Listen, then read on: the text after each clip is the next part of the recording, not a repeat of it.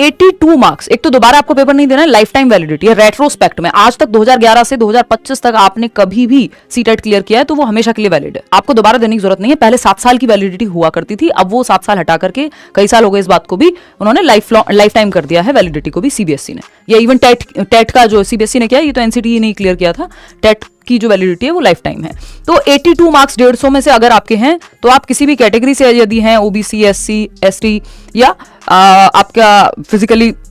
Handicapped है, person with disability हैं, तो इतने पे आपका क्लियर हो जाएगा। नहीं तो 90 मार्क्स चाहिए 150 में से अगर आप जनरल कैटेगरी से हैं या अनरिजर्व्ड कैटेगरी से हैं, ठीक।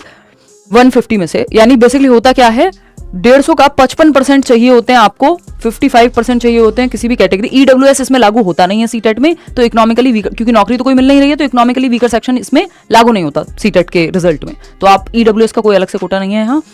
55% चाहिए आपको, 80 जो कि होता है 82.5, बट 82 पे बहुत लोगों ने नौकरियां ली हुई है, 82 पे पास हैं आप, दोबारा सोचने की जरूरत नहीं है। बट हाँ, अगर किसी स्टेट में आपको अपने स्टेट के अलावा या कहीं पे कुछ पंगा होता है तो आप बेहतर है कि आप जनरल में क्लियर कर लें, अगर ओबीसी के केस में ये चीज बनती है। नहीं तो एससी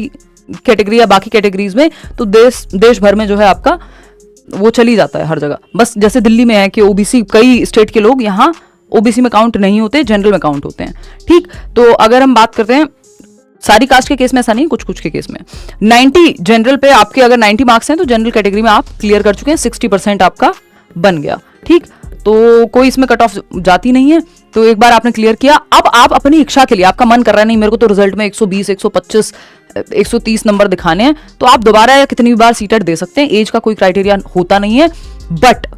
इसमें सिंपल चीज है कि उसका कोई अलग से आपको बेनिफिट नहीं मिलेगा, किसी प्राइवेट स्कूल में कहीं प्रेफरेंस दे दे कोई इंटरव्यू के सेंस में, या फिर आपका 2 लोगों के मार्क्स क्लैश हो जाएं फिर वो बाद में उस चीज पे आ जाए, तो वो बहुत ही रेयर केस है। अदरवाइज ऐसा कोई डायरेक्ट बेनिफिट नहीं है सीटेट में ज्यादा नंबर का। बट अगर आपका मन करे दोबारा देने का, आपको लगता है आपके पास रिसोर्सेज हैं, समय है, आपका मन है पेपर देने का, तो आप दे दीजिए, अदरवाइज कोई दिक्कत नहीं है। अगर आप क्वालिफाइड हैं तो दोबारा सोचने की जरूरत नहीं है।